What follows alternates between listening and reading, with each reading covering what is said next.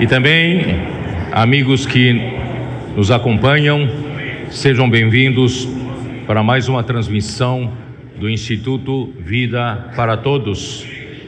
Nós estamos vendo sobre o livro de Colossenses, com o tema geral, Cristo, o centro conector da obra de Deus, e estamos hoje na mensagem de número 4, cujo título é Ação de Graças e Oração do Apóstolo. A leitura da Bíblia é Colossenses capítulo 1, versículos de 3 até 12.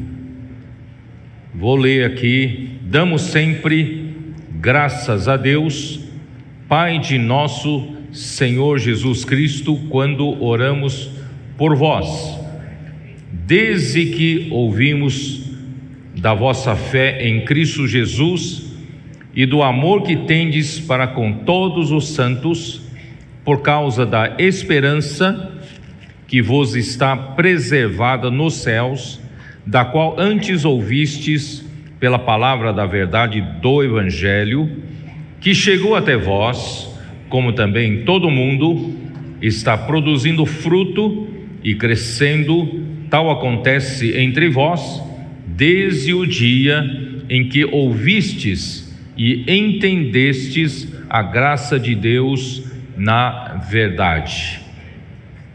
Muito bem. Primeiro, aqui fala, damos sempre graças a Deus, Pai de nosso Senhor Jesus Cristo. Deus, Ele é como de criador para criatura. Deus é Deus de nosso Senhor Jesus Cristo. Agora, na relação de vida, Deus, Ele é o Pai de nosso Senhor Jesus Cristo. Jesus Cristo, antes de se encarnar, Ele era o Filho unigênito do Pai.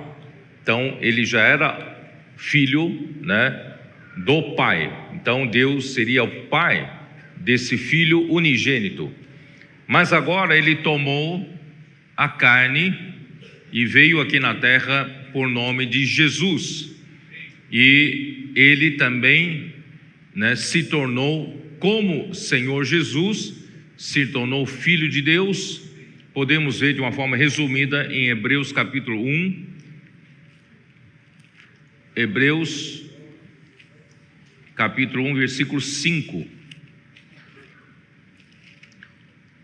Pois a qual dos anjos disse jamais: Tu és meu filho, eu hoje te gerei. E outra vez, eu lhe serei pai, e ele me será filho. O versículo 6, e novamente ao introduzir o primogênito no mundo, diz, e todos os anjos de Deus o adorem. Quer dizer, Jesus, homem, ele se tornou filho de Deus em sua ressurreição. Em sua ressurreição, no dia em que ele ressuscitou, em Atos 13:33, Deus disse: Tu és o meu filho, e eu hoje te gerei. Hoje é no dia da ressurreição. O homem Jesus foi gerado filho de Deus, o filho primogênito de Deus, porque Deus deseja, através do filho primogênito, introduzir os muitos filhos à glória, Então ele se tornou filho de Deus na ressurreição, tá bom? Então por isso que Jesus, ele é Deus, Pai. Não, o Deus é o Pai de nosso Senhor Jesus Cristo.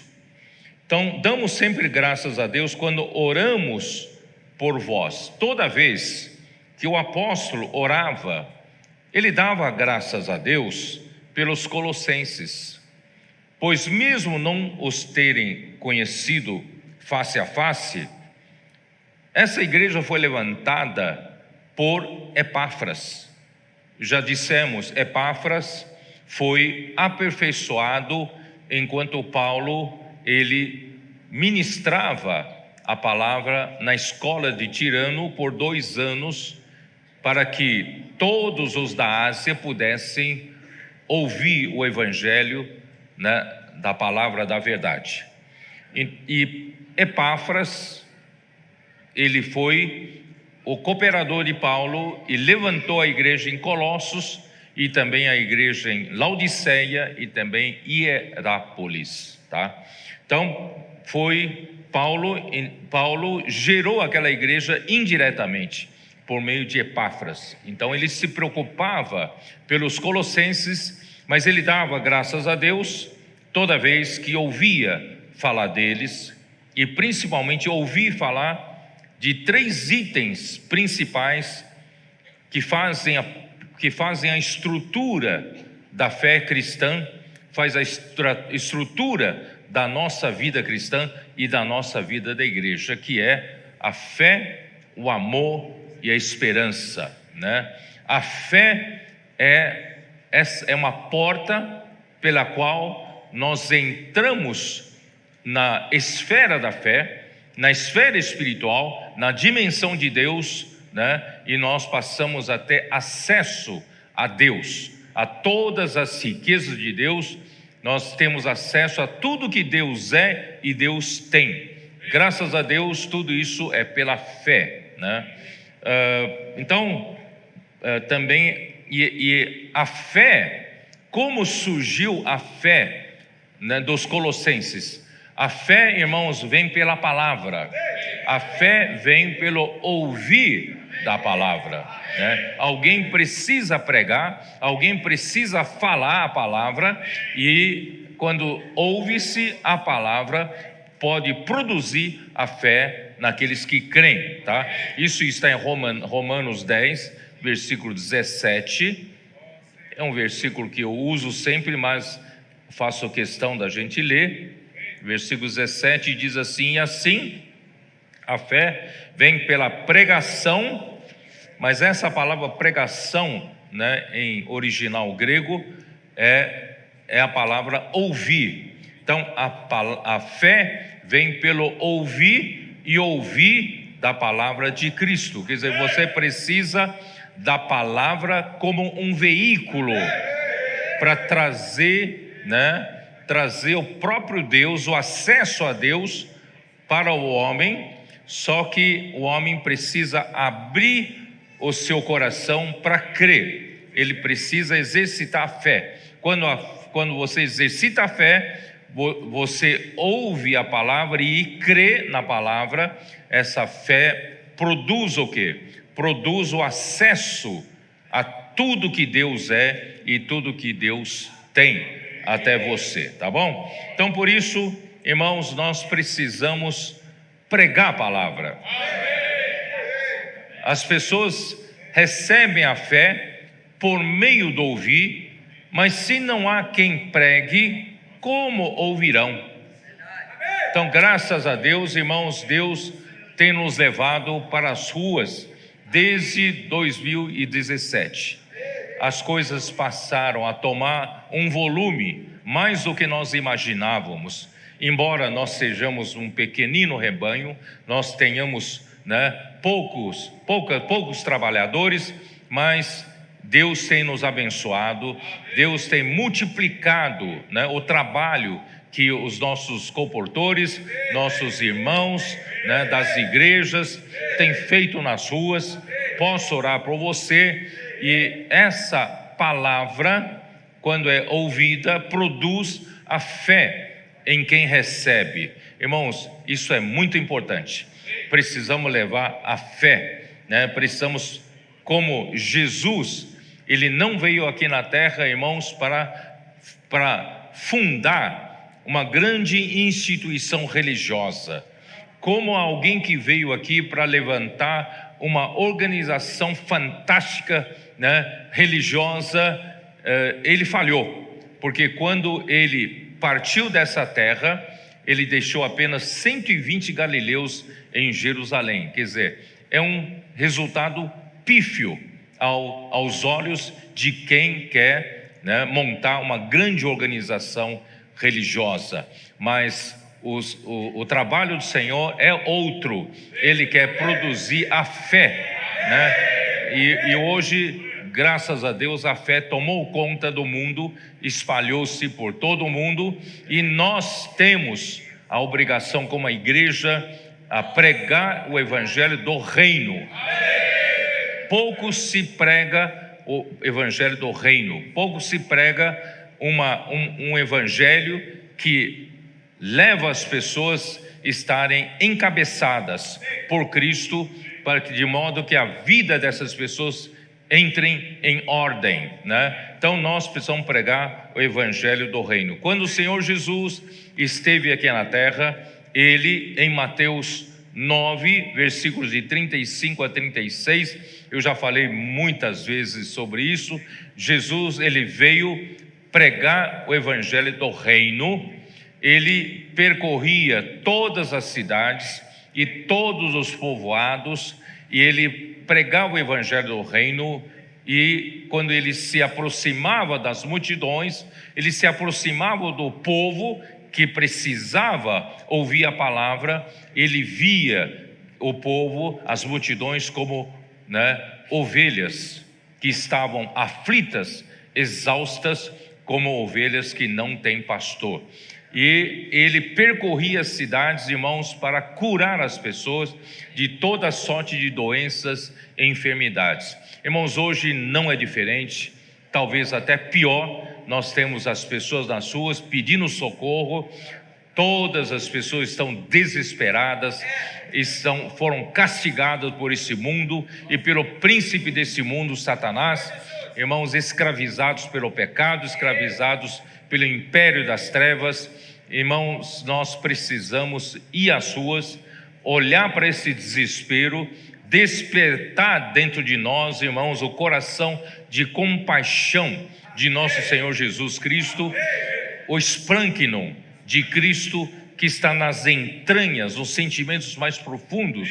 Irmãos, esses sentimentos precisam brotar de nós. Amar as pessoas, né? Se importar com o desespero das pessoas. Ó Senhor Jesus. Então, a fé, né, irmãos, graças a Deus, a fé, eu preciso usar novamente Hebreus 11,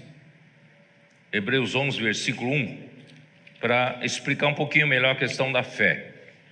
Na verdade, a questão da fé, amor e esperança, irmãos, eu vou falar ainda lá, talvez lá por sexto ou sábado do segundo final de semana, na conferência internacional, vou falar mais detalhadamente, mas aqui apenas menciono rapidamente, né?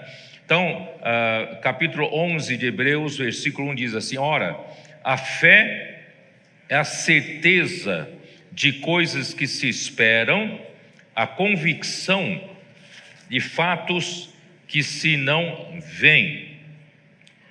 A palavra, né, a palavra grega para certeza aqui é hipóstase. Essa palavra hipóstase foi também usada em Hebreus capítulo 1. Dê uma olhada, capítulo 1, versículo 3, que diz assim: ele é o resplendor da glória, é a expressão exata do seu ser. Essa palavra ser aqui refere-se a Deus, é o ser de Deus. Cristo é a expressão exata do ser de Deus, Então essa palavra ser aqui em grego é a mesma palavra hipóstase.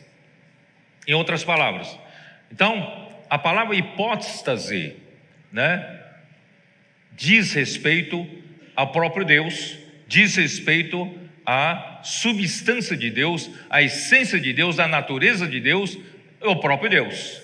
Então, usando essa definição, voltando para Hebreus 11, 1, então a fé é a hipóstase, é a substantificação das coisas que se esperam, que se aguardam, né? Então, o que é isso? Eu vou traduzir em nossas palavras. A fé nos dá acesso ao próprio ser de Deus. É simples assim. Através da fé, você tem acesso à substância de Deus, você tem acesso a próprio Deus, você tem acesso às coisas da dimensão de Deus, da esfera de Deus, da esfera espiritual. Por isso, irmãos, que é a fé? Quando você ouve uma palavra, crê na palavra, essa palavra traz para você o acesso às coisas de Deus. Essa palavra traz para você acesso ao próprio Deus. Por isso, irmãos, como é importante a palavra que nós ouvimos, e também é importante a palavra que pregamos. Precisamos movimentar essa palavra, né? Então, hoje, por isso que nós falamos em Efésios capítulo 1, versículo 3, né? Vocês se lembram? Bendito Deus e Pai que nos tem abençoado com toda sorte de bênção espiritual, né? Nas regiões celestiais em Cristo. O que quer dizer isso? Irmãos, quando você crê na palavra de Deus, a palavra então gera a fé, né? Gera fé dentro de você. E através da fé, você consegue ter acesso a isso que está escrito aqui, a toda sorte de bênção espiritual, aonde? Nas regiões celestiais em Cristo. Você vive aqui na terra, você vive pelas coisas que se veem, pelas coisas que você sente, pelas coisas que você toca. Você nunca pensou que pudesse um dia ter acesso às coisas do céu. Você nunca imaginou que um dia você pudesse ver, você pudesse, né, ter acesso às coisas espirituais. Graças a Deus, alguém pregou o evangelho a você, e essa palavra trouxe para você o que? Quando você creu, a fé. E essa fé, valorize essa fé. Essa fé te dá acesso às coisas espirituais, às coisas do céu, que o homem comum não tem acesso. Mas você tem. Você tem acesso pela fé. Mas você precisa saber que a sua fé sempre vem pela palavra. Você precisa da palavra, precisa ouvir a palavra, precisa crer na palavra para você ter fé, tá bom? E vamos seguir lá. A fé, né?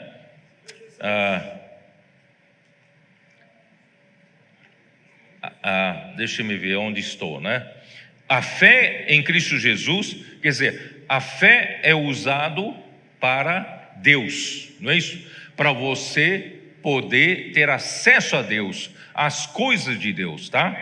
E o amor, e do amor que tendes para com todos os santos. Então, o amor é para as pessoas, a fé para Deus, o amor para com todos os irmãos, o amor para as pessoas, tá? Então nós sabemos, irmãos, que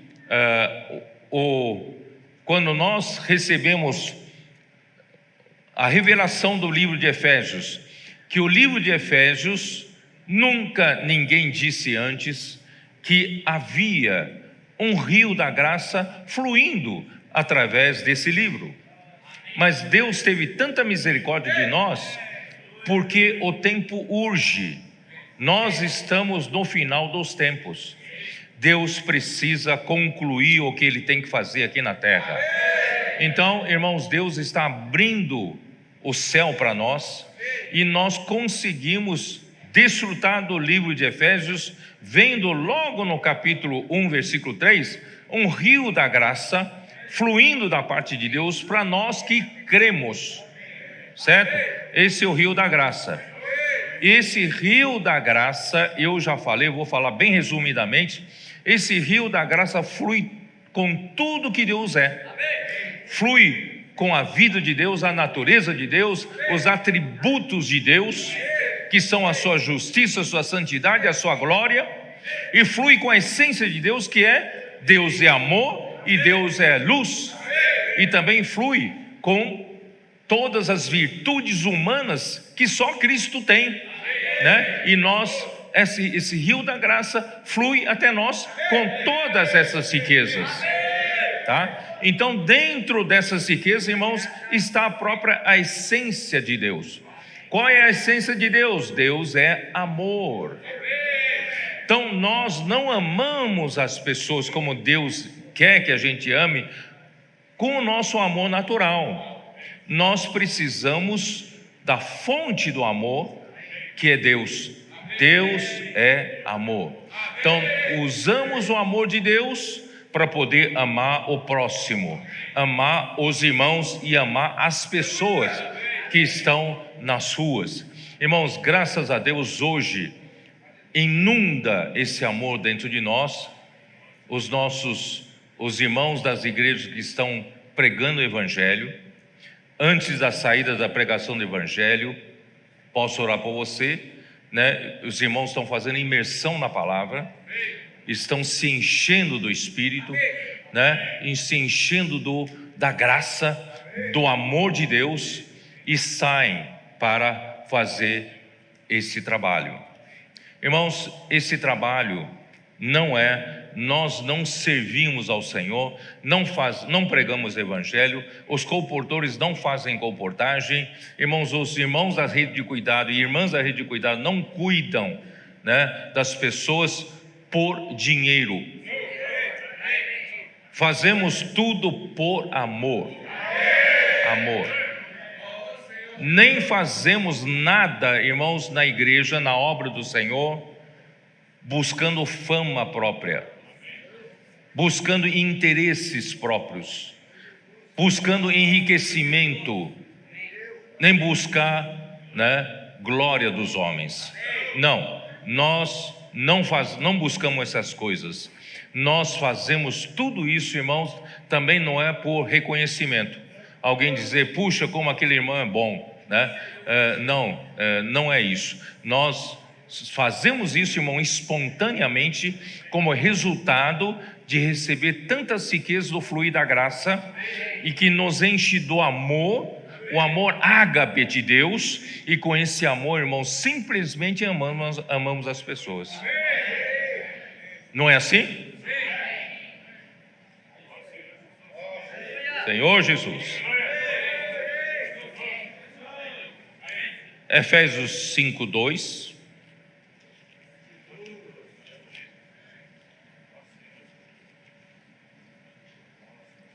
E andai em amor, como também Cristo nos amou e se entregou a si mesmo por nós, como oferta e sacrifício a Deus em aroma suave. Irmãos, andai em amor, como também Cristo nos amou. Como Cristo nos amou? É dessa maneira que nós também devemos amar as pessoas. Como Cristo nos amou, Ele se entregou por nós. Por isso, irmãos, o amor é entrega. O amor não é troca. O amor não é eu amo, quero alguma coisa em troca, alguma coisa em retribuição. Não. O amor é entrega. Vocês sabem que em inglês, dar à luz, uma mulher dar à luz, fazer o parto, né? Ter um filho, é entrega, é delivery, entrega. Sabia disso? Quando uma mãe dá à luz, na verdade, fazendo uma entrega, ela entregou 9 meses, todo o seu ser para esse bebê, não é isso? E esse momento é o momento da finalização dessa entrega. A maior ação dessa entrega é o delivery, né? Fazendo a entrega. Não é entrega de comida não, tá? Não é comida delivery, tá? mas é a palavra entrega, tá? Então, irmãos, essa entrega, e essa mamãe, graças a que faz isso? Claro que existem barriga de aluguel, tem gente que faz por dinheiro, né? Mas, irmãos, normalmente não. Normalmente faz por amor. Por amor. Então, irmãos, amor é entrega. Por que você faz isso nas ruas? Você podia estar em casa descansando, né? Vai enfrentar, por quê? Enfrentar não. Enfrentar pessoas correndo atrás de você, né? Então, irmãos, por que você faz isso? É entrega. Deus nos amou, agora é minha vez de entregar. Entrega. De um lado é entrega, por outro lado é oferta, sacrifício a Deus em aroma suave. Então nós fazemos entrega para as pessoas, amando as pessoas, e ao mesmo tempo isso é um sacrifício para Deus. Deus sente aquele cheiro, né, do animal colocado sobre o altar. Quando é queimado, não é isso? O aroma sobe, Deus sente esse cheiro e Deus se agrada da sua obra, do que você fez. Então esse é o amor. Por isso 1 João capítulo 4 versículo 7, 1 João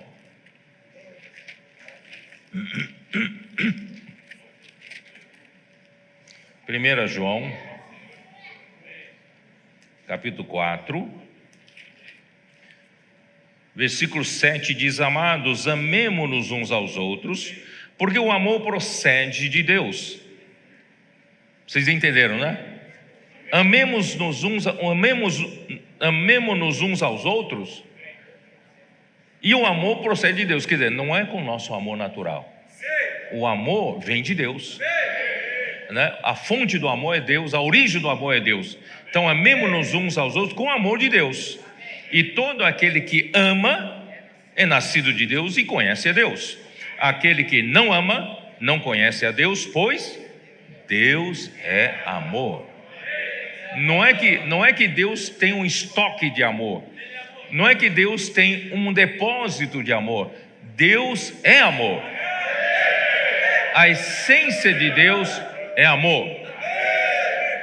Nisto se manifestou o amor de Deus em nós, de haver Deus enviado o seu Filho unigênito ao mundo para vivermos por meio dele. Irmãos, Deus nos amou. Deus, na verdade, Ele é próprio amor. Ele é a própria entrega. Ele é a própria doação. Toda a criação existe porque Deus é doador, não é? Se não houvesse doação, você nem fisicamente estaria vivo aqui. Quem doou o ar que você respira? Quem doou a água que você bebe? Quem doa o alimento que você come? Quem doa o sol que você desfruta? A temperatura certa, o clima? Tudo é Deus. Deus nos doou tudo. Mas o ápice da doação do amor é doar o seu próprio filho. Ele não poupou o seu único filho, ele entregou o seu filho por tua causa e o permitiu ser escarnecido aqui na terra, e também morreu numa morte mais cruel, a morte de cruz, por causa dos seus pecados. E também não é só isso, Cristo morreu por nós, é para quê? Para podermos viver por meio dele. Esse é o amor de Deus. Hoje, irmãos, graças a Deus, uma vida cristã não é uma vida só de bons comportamentos cristãos, não. Uma vida cristã é uma vida vivida por Cristo. Não é eu tentando me esforçar a não pecar, a viver uma vida de um padrão autocristão. Não, eu não consigo. Quem consegue é Cristo. Então, Cristo morreu por nós, é para que hoje vivêssemos por meio dele, tá? Não tenho tempo de explicar mais do que isso. Nisto consiste o amor, não em que nós tenhamos amado a Deus, mas em que Ele nos amou e enviou o seu Filho como propiciação pelos nossos pecados. Porque Deus sabe que o homem caiu e o pecado entrou nele e a morte entrou no mundo e todos pecaram, e sem o derramamento de sangue não há perdão dos pecados. Então alguém precisava fazer a propiciação pelos nossos pecados, e Cristo fez a propiciação pelos nossos pecados sob a ordem de Deus. Olha só como Deus nos ama, né? E amados, se Deus de tal maneira nos amou, devemos nós também amar uns aos outros. Você vai dizer, mas eu não consigo amar aquele irmão. Tudo menos aquela irmã, né? Não aguento aquele fulano ali, nem aquela ciclana, né? Irmãos, não é com seu amor. Com seu amor talvez você não consiga, mas com o amor de Deus, tá? Ninguém jamais viu a Deus. Se amarmos uns aos outros, Deus permanece em nós e o seu amor é em nós aperfeiçoado. Só quem participou ontem da Life Compact é que está entendendo esse versículo, tá? Quem não participou não vai entender, mas eu vou explicar depois, tá? Como é que o amor pode ser aperfeiçoado, se o amor já é perfeito, é a própria essência de Deus. Depois eu explico, tá? Nisso conhecemos que permanecemos nele e ele em nós, em que nos deu do seu Espírito.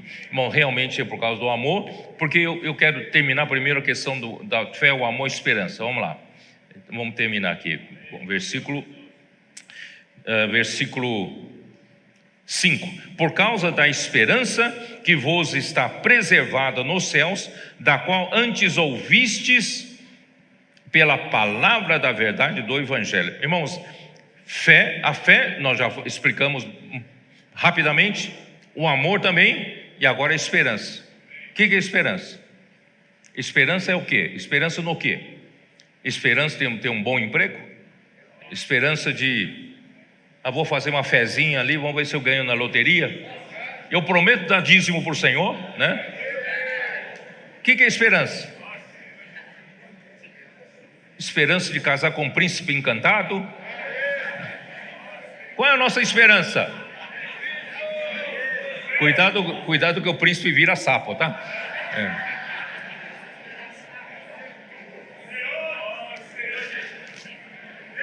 A esperança é na segunda vinda de Cristo.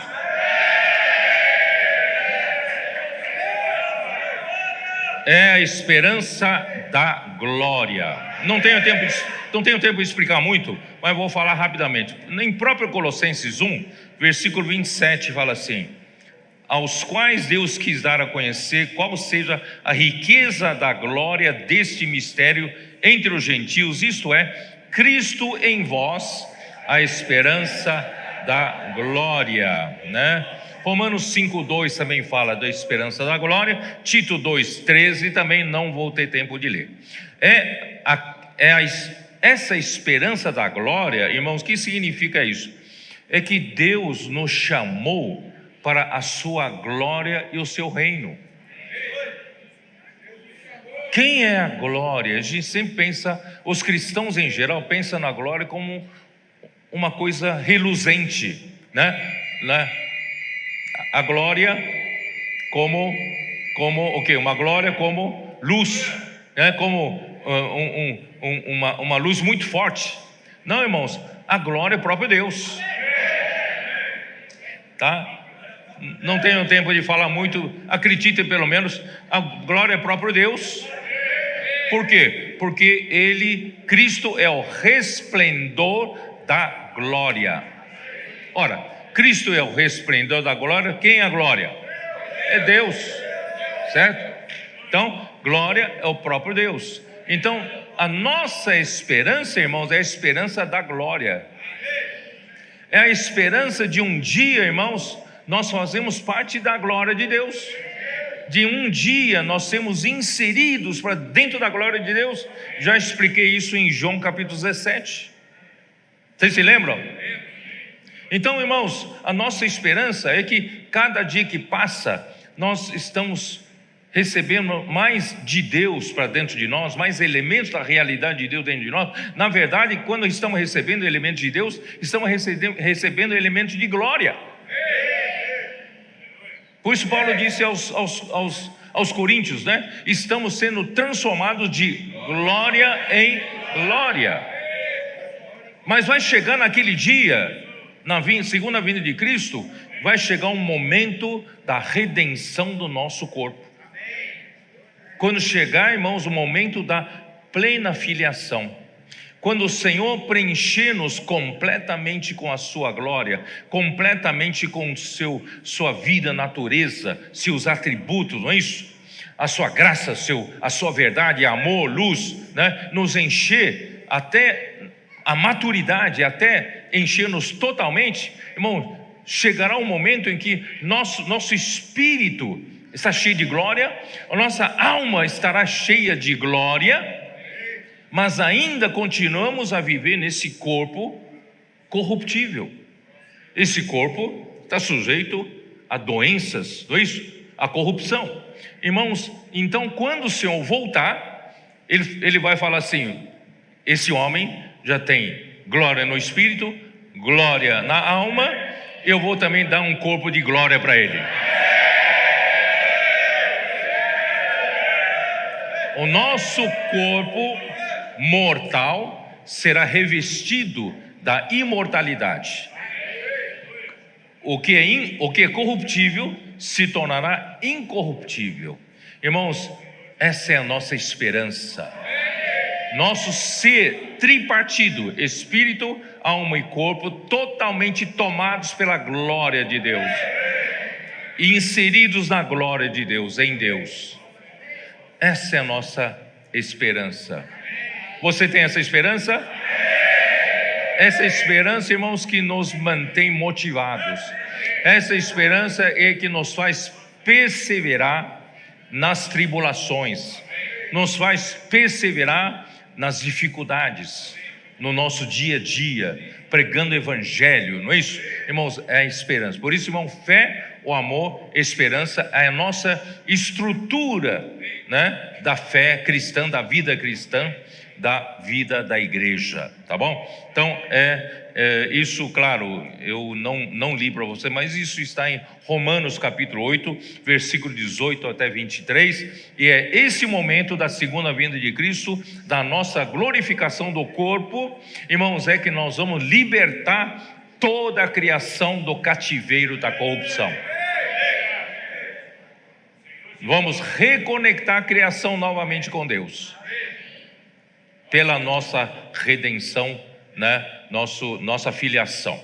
Muito bem, então vamos voltar para Colossenses, irmãos, terminando de ler o versículo 5, ali diz: por causa da esperança que vos está preservada nos céus, da qual antes ouvistes pela palavra da verdade do evangelho. Irmãos, eu vou continuar lendo, depois eu vou explicar. Versículo 6: que chegou até vós a palavra da verdade do evangelho, que chegou até vós, como também em todo o mundo está produzindo fruto e crescendo, tal acontece entre vós, desde o dia em que ouvistes e entendestes a graça de Deus na verdade. Porque eu fiz questão de chegar nesse ponto, dar uma parada. Irmãos, o segredo para entender o livro de Colossenses está em versículos 5 e 6, da qual antes ouvistes pela palavra da verdade do evangelho, tá? Que chegou até vós, como também em todo o mundo, está produzindo fruto e crescendo, tal acontece entre vós, aí, desde o dia em que ouvistes e entendestes a graça de Deus na verdade. Irmãos, a palavra de Deus é a palavra da verdade.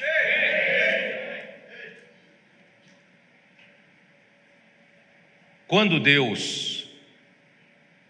o homem se desconectou de Deus, na sua queda, transgredindo, desobedecendo a ordem de Deus de não comer da árvore do conhecimento do bem e do mal, mas ardilosamente a serpente enganou a Eva, e Eva inocentemente caiu na conversa dela e comeu do fruto que Deus disse para não comer. E com essa desobediência, irmãos, houve a desconexão com Deus. A desconexão, irmãos, com Deus significa desconexão com a própria verdade. Nesse universo, só Deus é a verdade. Eu não vou cansar de falar isso. Só Ele é a realidade. Quando você se desconecta àquele que é a realidade, que sobra em você? Nada. Se Deus é realidade, Ele é a verdade, e você se desconecta dele, você não tem nada. Eu não vou nem falar que a mentira entrou. Primeiro, antes disso, você não tem nada. Vazio, vaidade, vacuidade, é um vácuo. Você não tem nada. Aí o inimigo de Deus é o pai da mentira, em João 8,44. Ele então introduziu nesse nada toda sorte de mentira, trevas, pecado, não é isso?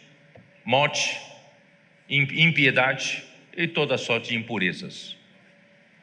Portanto, irmãos, o que o homem mais precisa é a palavra da verdade.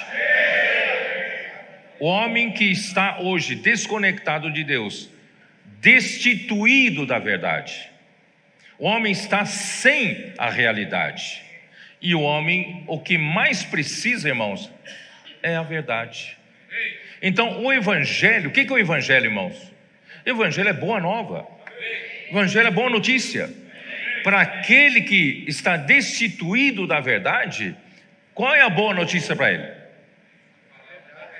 É a verdade, não é? Então, por isso que o Evangelho da palavra da verdade. Mas a verdade vem por um veículo. Você veio para cá por um veículo. Estacionou o seu carro lá embaixo, o seu carro é o veículo. Ou você veio no transporte público, né? O ônibus, o metrô, foi o seu veículo que trouxe você até aqui. Então, quem traz a verdade até o homem que está destituído da verdade é um veículo. E que veículo é esse? É a palavra. A palavra. Vocês entenderam? Como o homem precisa desesperadamente da palavra, porque a palavra é o veículo que vai trazer a realidade para o homem destituído da verdade. Certo? Só que para você desfrutar da palavra da verdade, você precisa ouvir e você precisa entender. Você precisa entender a graça de Deus na verdade. Versículo 6, no final do versículo 6, entendestes a graça de Deus na verdade? Irmãos, esse entender não é um entender qualquer. Esse entender é epignosco. Epi, tudo, pleno, total. Não é um conhecimento teórico, não é um conhecimento limitado, é um conhecimento total, pleno. Esse pleno conhecimento não é só na teoria, não é o conhecimento bíblico, é você de fato conhecer espiritualmente, conhecer na esfera celestial, conhecer como Deus vê as coisas, irmãos. Esse conhecimento você precisa ter, principalmente conhecer na prática, conhecendo, praticando. Como fazer isso? Ó Senhor Jesus. Irmãos, eu quero dizer, gastar um pouquinho, alguns minutos aqui. Nós, graças a Deus, a igreja, né? No primeiro século, o Senhor usou o apóstolo Pedro para dar aquele início forte, né? Como o apóstolo que foi usado, aqueles irmãos foram usados para no dia de Pentecostes, Cristo gerasse a igreja ali. E a partir de então, Cristo falava à igreja por meio de quem? Falava aos homens por meio de quem? Por meio de Pedro. Embora Pedro estava com os 11, mas ele era o porta-voz de Deus. O que ele falava era o que Deus estava falando. Resumindo, mais tarde, essa função passou para Paulo, porque Deus precisava alcançar o mundo gentil, certo? E o Paulo era esse canal que Deus escolheu para falar a palavra, tá certo? E depois passou por João, no final do século. E João, né, embora quando em Apocalipse 1:1, quando Deus queria revelar para um grupo de seus servos, né, talvez João não fosse o único apóstolo, havia outros apóstolos, não fosse o único profeta, havia outros profetas, mas Deus quer revelar para esses outros apóstolos, outros profetas, outros servos de Deus, mas Deus notificou somente a João. João então era esse único canal que passou para esse grupo, seja de apóstolos, seja de profetas, seja de servos de Deus, para receber essa revelação, para poder levar a obra de Deus adiante. E assim que funciona. Deus usa cada era, cada momento para levar avanço da obra, e Deus então usa a palavra que hoje, irmãos, nós chamamos de palavra profética. Por que nós estamos usando tanto esse termo palavra profética? Primeiro, isso há na Bíblia em 2 Pedro capítulo 1. Em segundo lugar, irmãos, nosso querido irmão do passado, André Miller, certo? Em 1840, 50, ele publicou um livro chamado A História da Igreja. E quando ele viu a degradação da igreja a partir do século II, né? E ele comparou com a história da igreja, comparando com as 7 cartas, as 7 igrejas do livro de Apocalipse, capítulos 2 e 3, ele viu que realmente até o século XVI, né, foi se degradando, a igreja foi se degradando. Por quê? A razão por quê? Porque a partir do século II, irmãos, não havia mais um apóstolo levantado por Deus para trazer a palavra instantânea, a palavra do momento para a igreja ter direção e seguir. E tinha somente aqueles que eram chamados de pais apostólicos. Os pais apostólicos eram responsáveis de não deixar perder toda a herança deixada pelos ensinamentos dos apóstolos do primeiro século. Mas eles não eram apóstolos. Os irmãos entendem? Então, a partir daí, irmãos, infelizmente, sem a profecia, sem a visão, sem a palavra, o povo perece, o povo se corrompe, o povo fica sem direção. E assim a igreja foi se decaindo, até que chegou em século XVI, o Senhor teve que fazer uma virada, uma reação. Aí vem a igreja em Sardes. Só que a igreja em Sardes restaurou alguma coisa, mas ainda carregando muitos erros do passado. E o Senhor precisava, para o Senhor voltar, Ele precisa restaurar a igreja.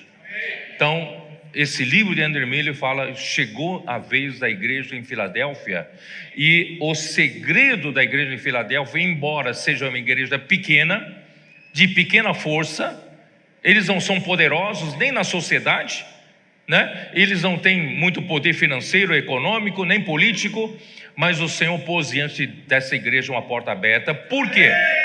Porque foram destrancados os tesouros da palavra profética.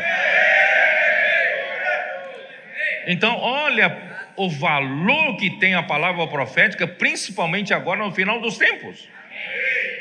Aí o Senhor começou a esboçar o surgimento da igreja de Filadélfia, já no final do século XVIII, final do século XIX, não é isso? Aí no século XX, tá? Nós vimos várias verdades restauradas sobre a igreja, sobre a prática da igreja, sobre a unidade da igreja, né? Já havia alguma palavra que estava produzindo a obra de Deus, alguma palavra profética produzindo a obra de Deus, tanto já entre os irmãos unidos, tanto, né, usando também Deus usando o Watchman Nee e depois Witness Lee, são palavra profética.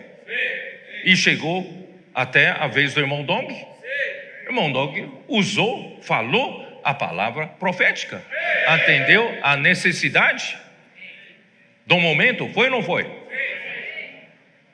Só que, irmãos, a palavra profética precisa encontrar a igreja em condição adequada para poder juntar essas duas coisas e Deus então começar a acelerar o processo, fazer chegar a era do Apocalipse, a era dos 7 Espíritos. E isso, irmãos, provavelmente começou a partir de 2017, 2018, 2019, 2020. Quando chegou no 2020, irmãos, nós vimos que a aurora estava chegando. E todos os sinais da chegada, irmãos, estavam se confirmando. E começamos a dar valor para a palavra profética. E começamos a ver a palavra profética sendo usada para Deus com poder atuar na igreja e por meio da igreja.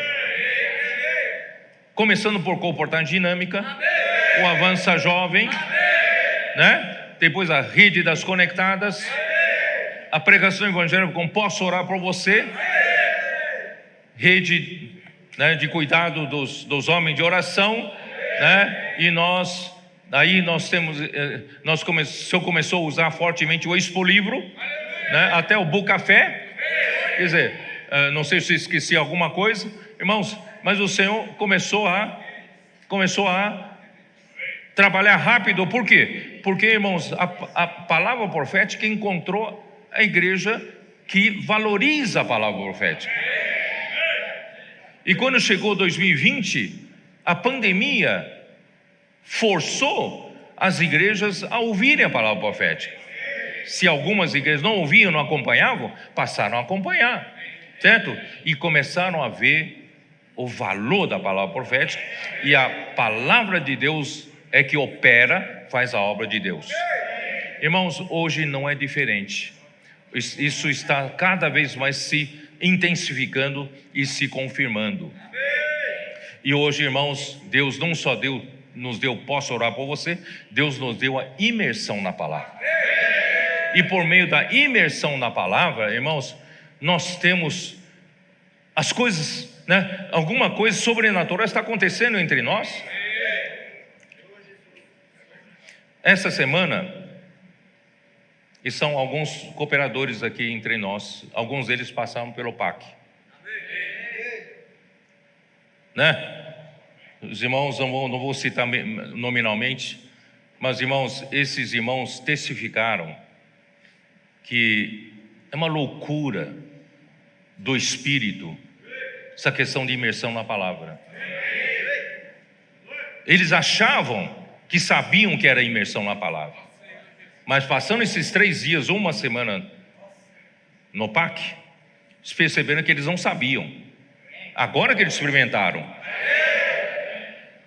E eles experimentaram como a palavra profética que eles fazem imersão, aquelas poucas palavras às vezes que eles carregam no bolso agora, né? Imprimem, carregam no bolso e usam no trabalho do dia a dia ali, pregando o evangelho, fazendo comportagem. Quando a coisa emperra, pega a palavra profética, ora outra vez, pega encargo e usa a própria palavra para orar com as pessoas, falar para as pessoas. E milagrosamente eles percebem que a própria palavra trabalha poderosamente, faz milagre.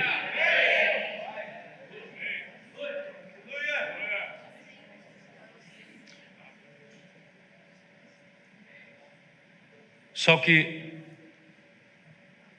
alguns têm questionado isso. Acho que não devemos fazer imersão na palavra profética. A imersão na palavra tem que ser feita na Bíblia. Irmãos, a Bíblia está na mão das pessoas faz 500 anos. Desde que no século XVI inventaram a imprensa, começaram a imprimir livros, a Bíblia foi impressa. Está na mão das pessoas 500 anos. Irmãos, sem dúvida, a Bíblia é a palavra de Deus. Mas Deus precisa usar a Bíblia, a palavra de Deus, como procedência para alguém falar. Se alguém não fala, não ouve, não se ouve, precisa falar. E se alguém que falar, irmãos, tem que produzir, ser um canal que produza a palavra profética. Seus irmãos estão me entendendo?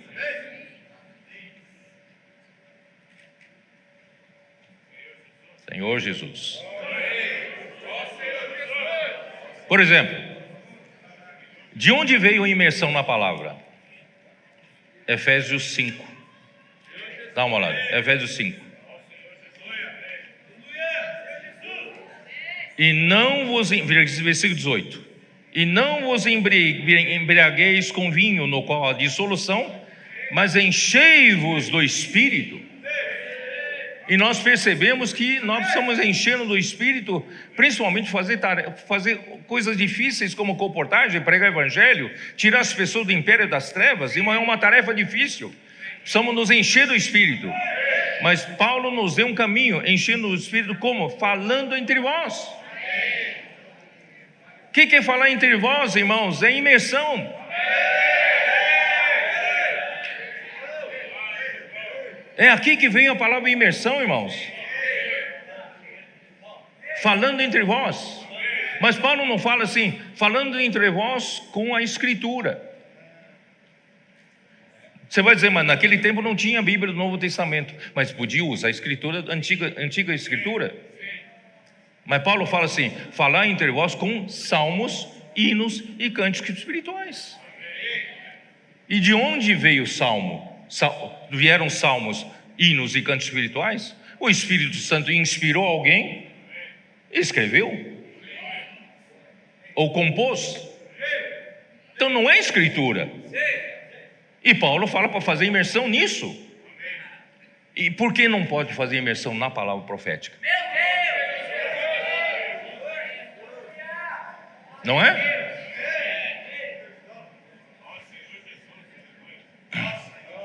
Lucas 24, dê uma olhada.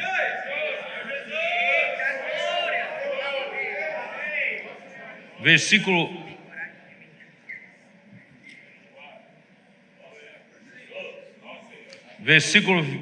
27.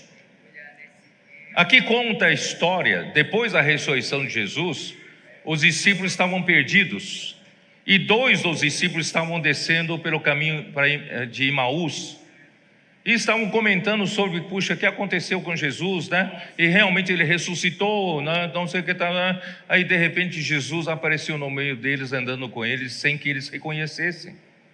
Não reconheceram Jesus, né? Aí ele pergunta, mas o que vocês estão conversando, né?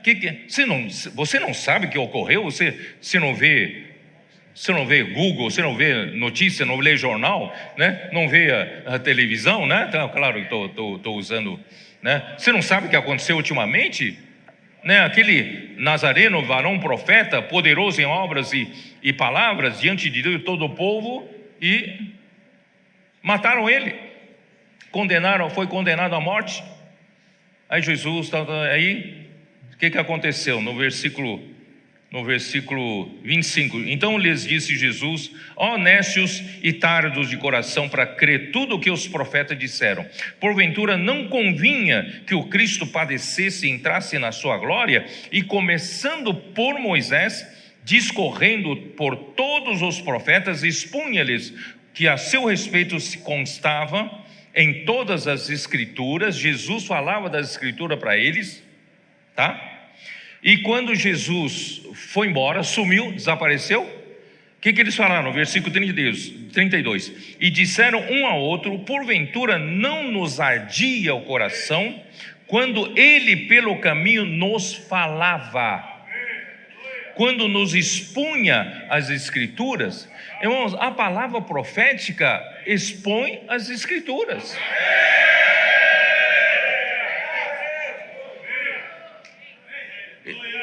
Lendo Isaías, talvez não tivessem esse falar vivo, mas Jesus falou sobre o livro de Isaías, ardia o coração deles. Irmãos, a palavra profética faz arder o seu coração.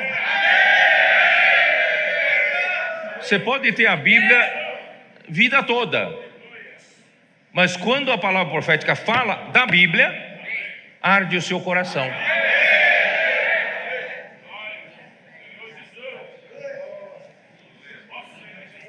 Atos 8.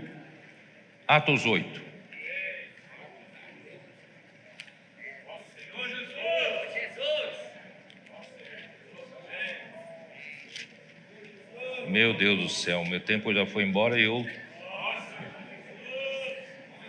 Atos 8, versículo 30. Um anjo do Senhor, levou Filipe, falou para Filipe ir no caminho que desce de Jerusalém a Gaza. Encontrou ali um etíope, um eunuco. Aí viu que ele estava lendo, versículo 29. Então disse o Espírito a Filipe: aproxima-te desse carro e acompanha-o. Correndo Filipe, ouviu a ler o profeta Isaías também, Isaías. Perguntou: compreendes o que vens lendo? Ele respondeu: como poderei entender se alguém não me explicar? E convidou a Pedro subir e assentar-se junto a ele, tal, Versículo 35. Então Filipe explicou, e começando por esta passagem da Escritura, anunciou-lhe Jesus, e o eunuco foi batizado. Irmãos, a Bíblia nós temos na mão, mas se Deus não usa alguém para falar a palavra profética, você fica sem entender, continua a ficar sem entender, certo? João capítulo 5.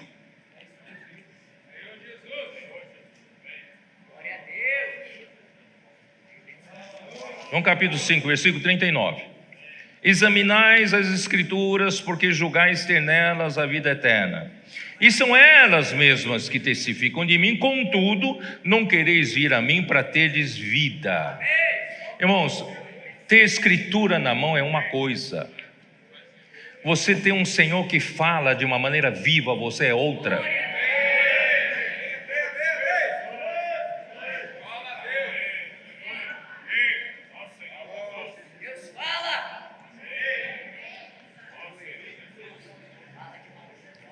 Esses irmãos que passaram essa semana no PAC tiveram experiências infindáveis. Não dá nem para falar. Se eu abrir para um, vou ter que abrir para todos. Irmãos, são 5 horas de testemunho. Eu vou mencionar só alguns. Foram orar por um homem. Posso orar por você? Tem algum pedido de oração?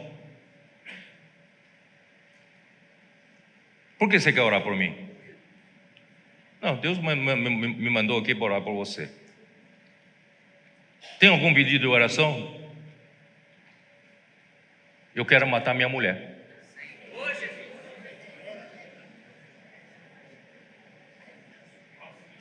Esse é o pedido da oração. Quero matar minha mulher.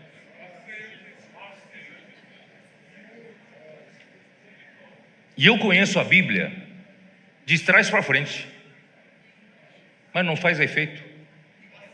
Irmão, ter a Bíblia não significa solução.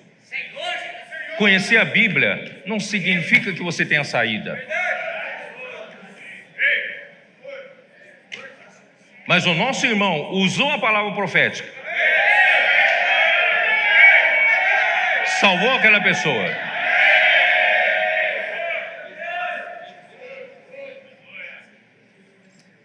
E uma outra senhora, não é isso? Os irmãos haviam ido para o shopping, foram expulsos. Eles já não estavam nem aí mais, eles estão na outra dimensão, já mergulhados 7 vezes no Rio do Jordão, cheio de alegria. Não entenderam por que foram expulsos, aí saíram na Avenida Paulista, encontraram outra equipe. De repente eles saíram para uma rua lateral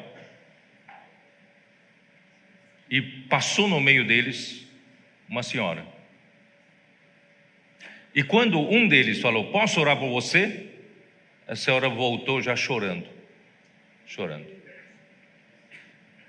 Aí quando a equipe se aproximou: nós queremos orar por você. Ela caiu de joelho no chão, pá, caiu em prantos. Tudo estava dando errado na vida dela.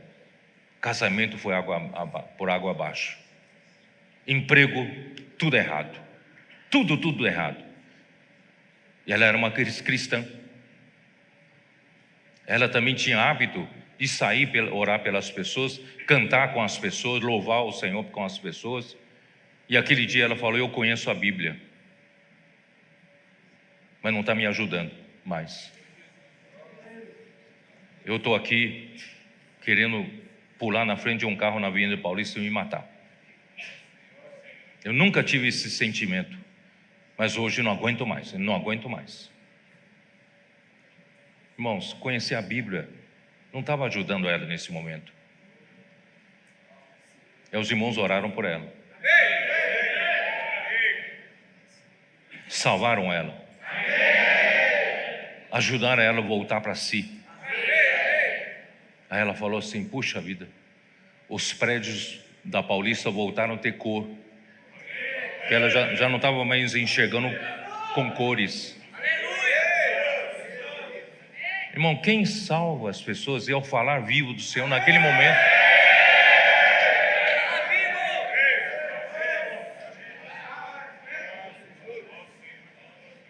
Vem para o parque você também,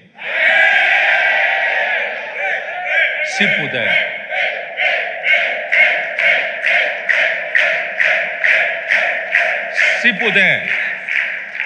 Se puder, estou falando aqui com todos os irmãos. Leva a sua igreja, leva os irmãos da sua igreja, passa uns dias no SEAP. Vocês vão ter experiências sobrenaturais. E principalmente a liderança, os líderes, passe alguns dias no PAC. 3 pelo menos. Quando o Senhor levar você para fora dos limites humanos, você vai experimentar coisas milagrosas. Você vai ver de fato o poder de Deus atuar.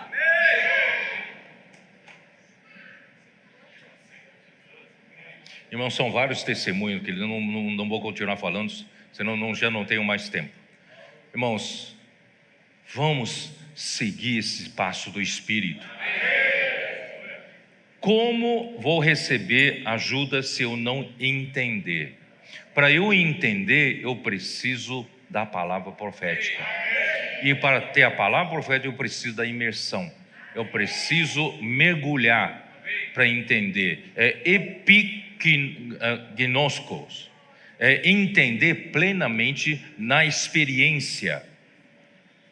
Você vivendo na vida da igreja, confortavelmente nas reuniões da igreja, instalado, né? É uma coisa. Você fazer a imersão da palavra, para ir para a rua, sofrer pressão, para, por amor às pessoas, pregar o evangelho, irmãos, é outra coisa. Receber pressão é levar o seu limite humano. Você usa o poder do Espírito, você usa a palavra que você imergiu, não é isso? E você descobre que a palavra tem poder. A palavra, como é que fala? Reverte toda a situação, né, negativa em positiva, e começa a salvar as pessoas. Você vai ver o Espírito atuando. Irmãos, todos nós precisamos experimentar isso. E o inimigo de Deus, ele quer brecar, frear o avanço do evangelho, de salvar as pessoas, brecando a palavra profética.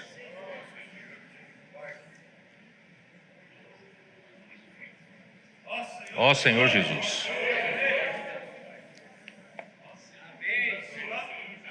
E a palavra profética, Senhor Jesus, veio no fluir da graça. Entendestes, não é isso? Entendestes a graça de Deus na verdade. Bom, eu tenho que louvar o Senhor. O Senhor abriu para nós os céus, a porta dos céus, através do livro do Efésios.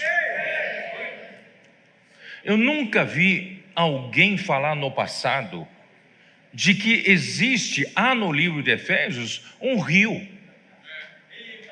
da graça. Eu nunca vi alguém falar, nenhum mestre da Bíblia do passado. Irmão, na verdade, capítulo 1, versículo 3, já começa a fluir o rio. Toda sorte de bênção espiritual nas regiões celestiais em Cristo, irmão, é um rio da graça fluindo. Irmãos, o livro de Efésios, pela palavra profética, nos fez entender a graça de Deus na verdade. Agora podemos entender Colossenses, porque Efésios abriu para nós essa porta. Em outras palavras, irmãos, o que abriu para nós? O Senhor abriu as comportas do céu, irmão, para suprir tudo que você precisa, tudo que eu preciso, tudo que o homem precisa. O homem desconectado de Deus, irmão, caiu numa vaidade tremenda. Puxa vida, estou com pouco tempo, mas eu vou abrir livro de Eclesiastes. Abra o livro de Eclesiastes. Ó Senhor Jesus. Eclesiastes.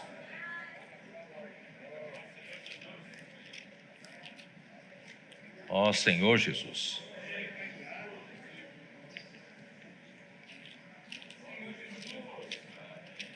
Capítulo 1, versículo 1, dá uma olhada. Logo no começo. Eu não tenho tempo de ler, eu vou só mencionar alguma coisa para vocês. Logo no versículo 2 diz assim: vaidade de vaidades, diz o pregador, vaidade de vaidades, tudo é vaidade. Que proveito tem o homem de todo o seu trabalho com que se afadiga debaixo do sol? Bom, a vida humana é uma vaidade, porque o homem se desconectou da realidade. O que sobrou é a vaidade. O homem não entende por que tem um eterno vazio no coração do homem. Por mais que ele busque realização dos seus sonhos, ele continua com esse vazio. Você pode perguntar aos homens ricos, lá na Avenida Paulista tem muitos homens de sucesso, em alto escalão. Irmãos, pergunta para eles se eles não têm vazio no coração. Tem vazio. Dinheiro não enche esse vazio. Pergunta lá no centro degradado de São Paulo, onde está ali a prostituição, drogas, tal. Pergunta para eles se eles conseguem satisfazer o vazio dentro de si com essas coisas, com a alegria do pecado. Não. Vai aqui nas faculdades, nas universidades, pergunta a esses homens que buscam conhecimento, buscam cultura, conseguiram preencher o vazio? Não. Pergunta para esses fazendeiros ricos aí que tem 20 mil cabeças de gado, 50 mil cabeças de gado, tem tudo. Pergunta para eles se eles não têm esse vazio. Tem vazio. Irmãos, é o que o rei Salomão falou aqui, né? Ele falou assim,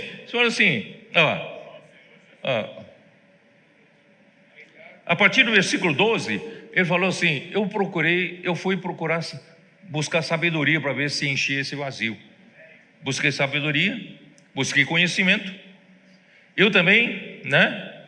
Eu atentei para todas as obras que se fazem debaixo do sol, e tudo era vazio, tudo era vaidade e correr atrás do vento. Versículo 15: aquilo que é torto não se pode endireitar, e o que falta não se pode calcular, né? Disse comigo: eis que me engrandeci e sobrepujei em sabedoria a todos os que antes de mim existiram em Jerusalém. Com efeito, o meu coração tem tido larga experiência da sabedoria e do conhecimento, e agora preencheu o meu vazio. Não preencheu. Porque o coração conhecia a sabedoria, sabia o que é loucura e o que é estultícia, e vinha a saber que também isso é correr atrás do vento. Porque na minha sabedoria há muito enfado, e quem aumenta ciência, quem aumenta conhecimento, aumenta tristeza.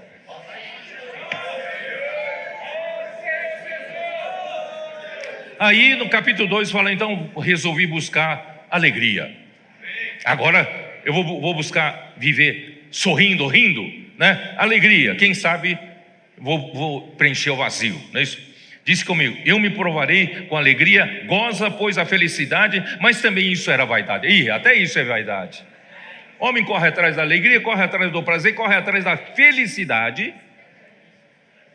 A primeira mulher já não é feliz com ela, vai procurar a segunda, descobre que é uma segunda dor de cabeça, vai para a terceira, pior ainda.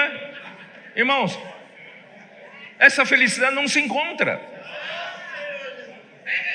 Aí em versículo 4: empreendi grandes obras, edifiquei para mim casas, plantei para mim vinhas, fiz jardins e pomares para mim, e nesses plantei árvores frutíferas de toda espécie, fiz açudes, comprei servos e servas, amontoei para mim prata e ouro e tesouro dos reis, e eu me provi de cantores, cantoras para cantar para mim, não é isso, irmãos? E eu também provei de mulheres, né? Mas versículo 11: considerei todas as obras que fizeram as minhas mãos, como também o trabalho que eu com fadigas havia feito, e eis que tudo era vaidade e correr atrás do vento, e nenhum proveito havia debaixo do sol. Ó Senhor Jesus, não tenho tempo de continuar lendo isso, irmãos. Aí ele descobre, esse mesmo, né, escritor, ele descobre no capítulo 3, versículo 11: tudo fez Deus formoso no seu tempo, devido tempo. Também pôs a eternidade no coração do homem, sem que este possa descobrir as obras que Deus fez desde o princípio até o fim. Quer dizer, ele descobriu que Deus pôs a eternidade no coração do homem. Tudo que o homem faz para preencher o vazio a nível da vida humana ainda está a nível do corpo. E esse corpo é temporário. Esse corpo, nele não está a eternidade. A eternidade está na sua alma e no seu espírito.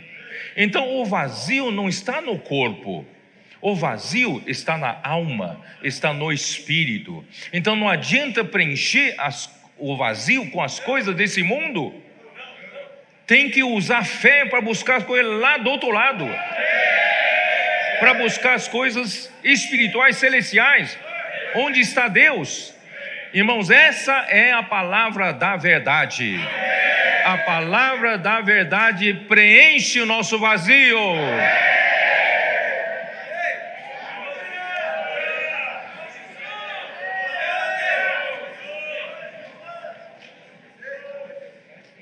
Voltando para Colossenses.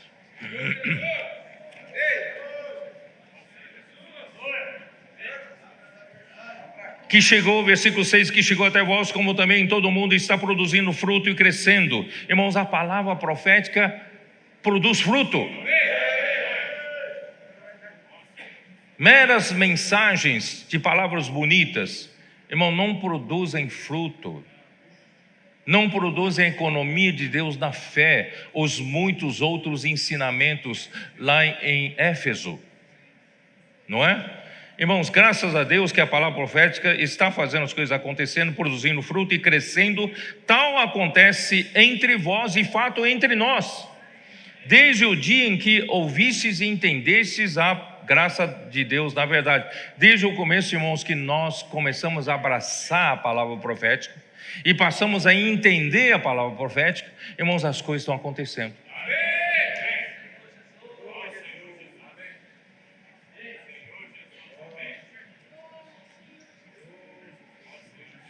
Está alcançando o continente, todo o continente sul-americano, africano. Vocês vão ver na conferência, nós estamos com 5 irmãos de Uganda, vocês vão ver na conferência internacional agora, muitos outros estão vindo. Virão 40 do continente africano.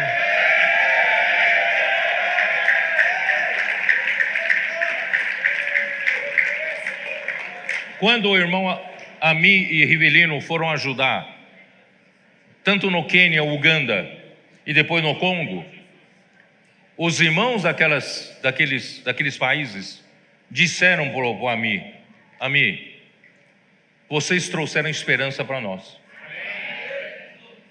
A vida da igreja, do jeito que a gente estava vivendo, irmão, não tinha futuro, não saía do lugar. A maneira convencional e tradicional de nós levarmos adiante a vida da igreja não vai trazer o Senhor de volta nunca. Eles agradeceram por terem levado para eles esse caminho, irmãos, de contatar as pessoas nas ruas com livros. Por isso, nosso esforço hoje, irmãos, é aperfeiçoá-los com o SEAP. Nosso esforço, irmãos, hoje é ajudá-los a imprimir os livros. O esforço hoje é ajudá-los, irmãos, a fazerem comportagem, ajudar eles a cuidarem das pessoas com rede de cuidado, terem uma vida da igreja adequada. Irmãos, graças a Deus, estão agradecendo toda hora a gente por esse caminho, irmão, próspero. Está dando fruto em todo o mundo. Em Porto Rico, em Rivelino, está produzindo fruto? E chega de levar os irmãos aqui para trabalhar na obra dos Estados Unidos. Você vai buscar em Porto Rico, né? Vai buscar o SEAPista em Porto Rico e aperfeiçoá-los. Austrália, temos uma equipe permanente lá, trabalhando lá. Uma irmã está aqui, né? Inclusive foi contactada lá na Austrália. É isso? Ah, está aqui? Maravilhoso.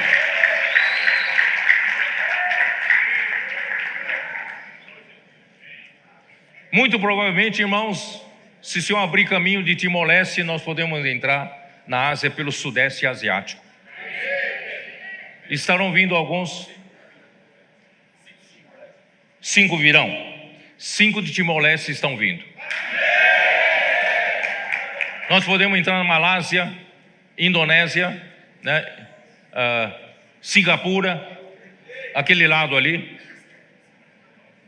Irmão, nós temos já irmãos na Europa em contato, e também na África, contato com os países norte da África, que eu achava que nunca iríamos entrar, porque são predominantemente muçulmanos, mas também tem regiões de cristãos. Irmão, o Senhor está abrindo portas. Temos pouca força, não temos força, mas o Senhor está fazendo isso, porque o Senhor tem pressa, irmãos, o Senhor tem pressa. Por isso, irmãos, o que o Senhor quer fazer, Senhor Jesus, estou meio perdido aqui de como terminar, porque o tempo já foi embora e eu preciso terminar. Irmãos, vamos fazer o seguinte. Lembra que na mensagem 3, na última mensagem, eu falei sobre vasos comunicantes. Se vocês tiverem uma figura, pode projetar os vasos comunicantes. Um vaso, né, é Deus, que é o próprio manancial profundo, tá? Ele é de uma riqueza infinita, né? Está ali, né?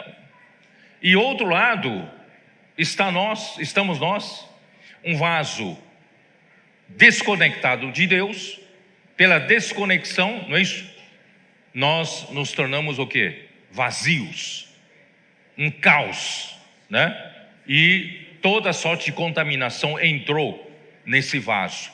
Mas Deus, pela misericórdia do Senhor, Ele enviou Cristo, realizou a redenção por nós, fez a propiciação pelos nossos pecados e nos resgatou de volta para Deus. E pela palavra do Evangelho, quando nós cremos, nosso espírito foi regenerado. João 3 diz: aquele que é nascido do Espírito é o Espírito. Nosso espírito nasceu de novo, tem a vida de Deus. Então, e Deus colocou Cristo como o conector entre nós e Deus. Cristo é o centro conector da obra de Deus. Então Ele é quem conecta, por isso chamo de vasos comunicantes. Ele comunicou, fez a comunicação entre Deus e nós.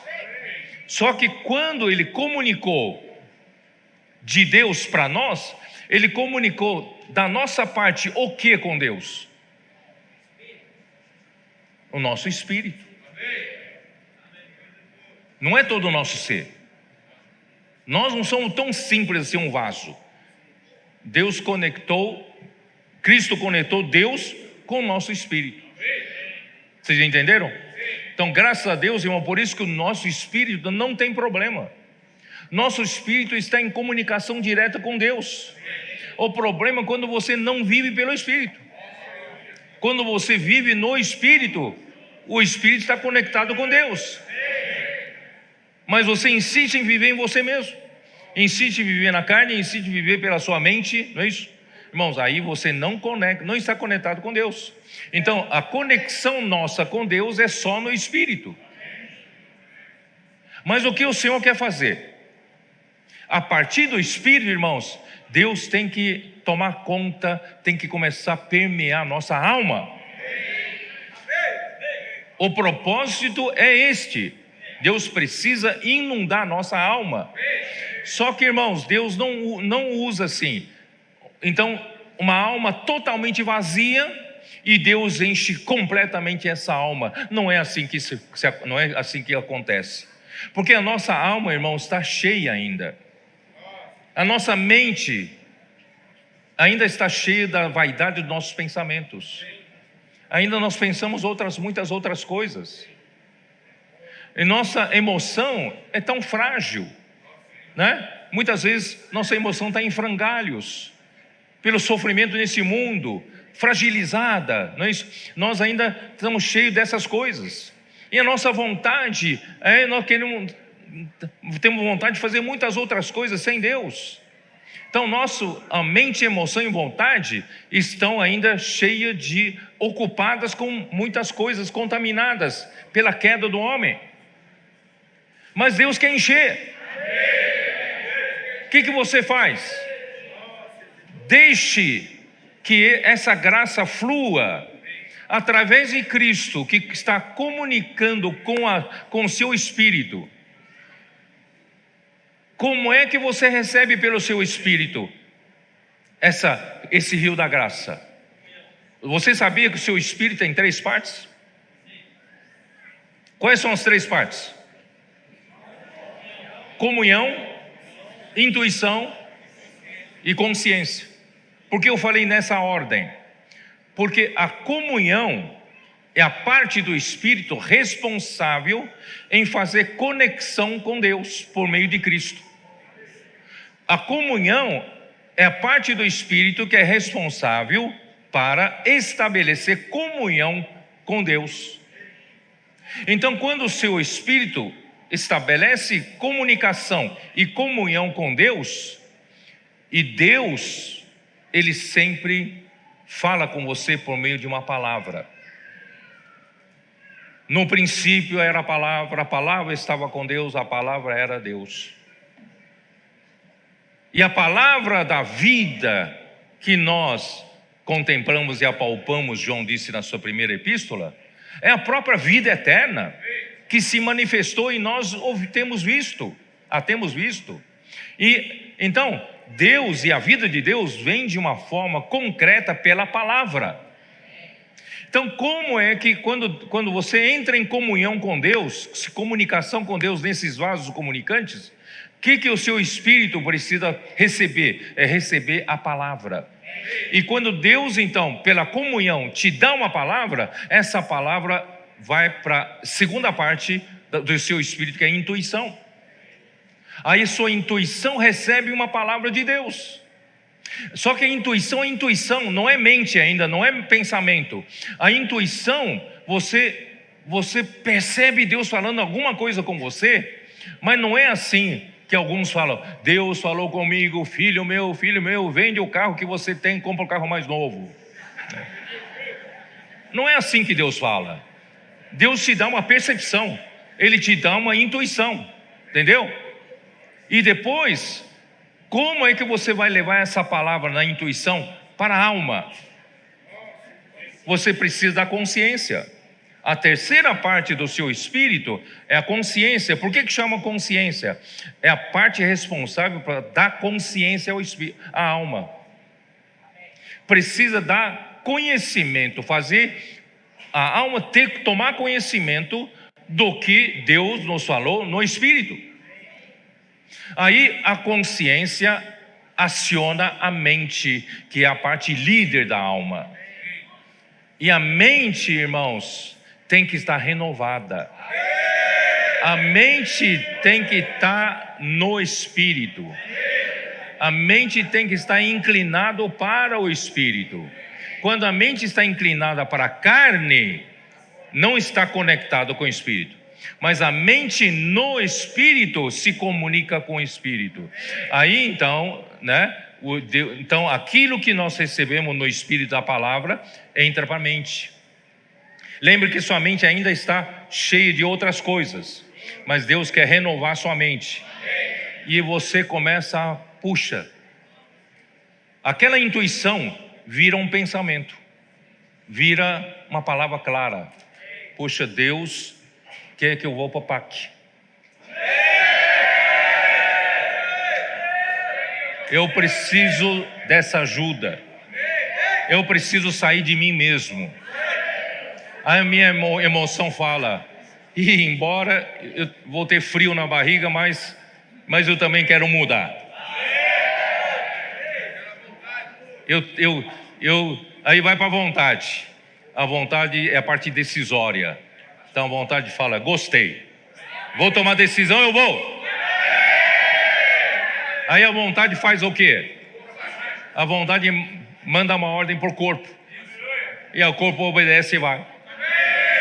Eu fiz uma ilustração, vocês viram ali a ilustração? Espírito, Deus contata com o Espírito na comunhão, vocês viram? Da comunhão vai para intuição, recebe uma palavra de Deus. Da intuição vai para a consciência, que é responsável para entregar para a alma. E a parte que a intuição, a consciência entrega para a alma é na mente. E a mente recebe e passa para a emoção. A emoção recebe e passa para a vontade. E a vontade passa para o corpo. E o seu corpo tripartido, seu ser tripartido realiza a obra de Deus. Então, se você continuar recebendo desses vasos comunicantes, ligado ao seu espírito, continuar recebendo essa palavra, a imersão na palavra, não é isso? Só que precisa praticar a palavra. Precisa, ir para a rua, ter a pressão, Você precisa ruminar a palavra, você precisa fazer imersão na palavra. E a palavra praticada, irmãos, acaba sendo assimilada em você. E tudo que é assimilado em você com a realidade de Deus, também espiritualmente é a mesma coisa fisicamente. Os dois corpos não ocupam o mesmo espaço. Então, quando o elemento de Deus, a realidade de Deus assimilado na sua alma, alguém tem que sair. Esse alguém tem que sair é o seu velho homem.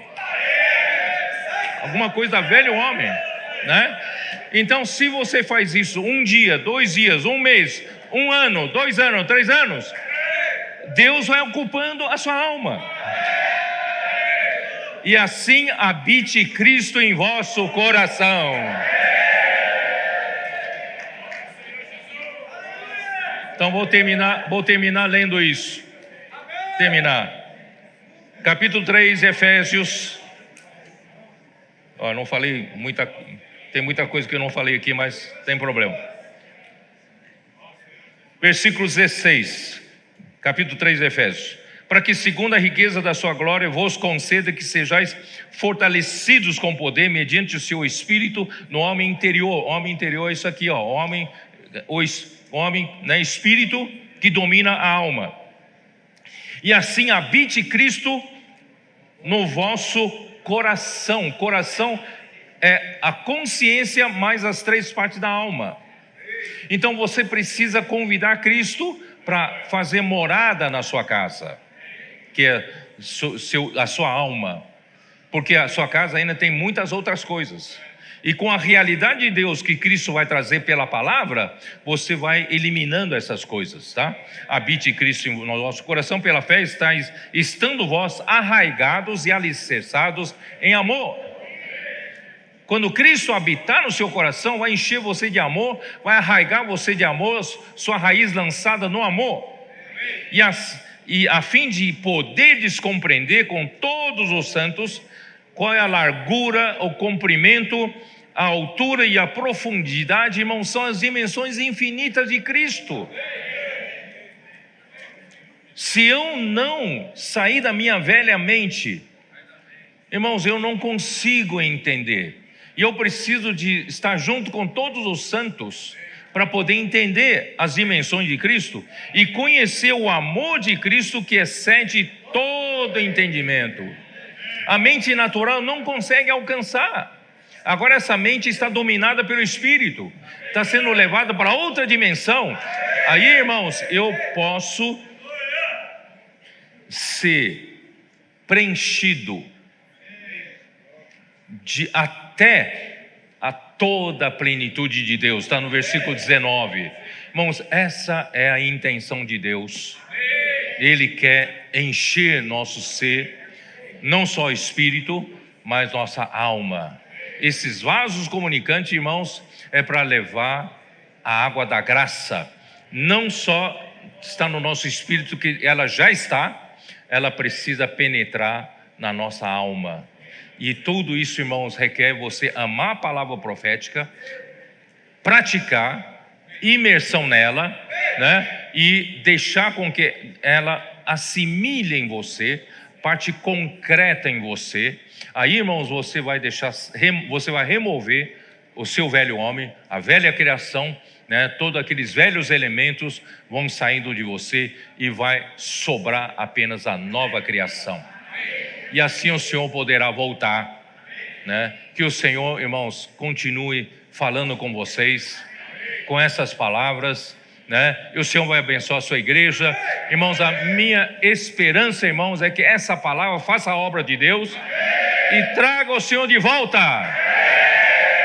Meu coração, irmãos, é a segunda vinda do Senhor. Venha rápido, venha logo, que a igreja coopere com Ele, vocês todos cooperem com Ele.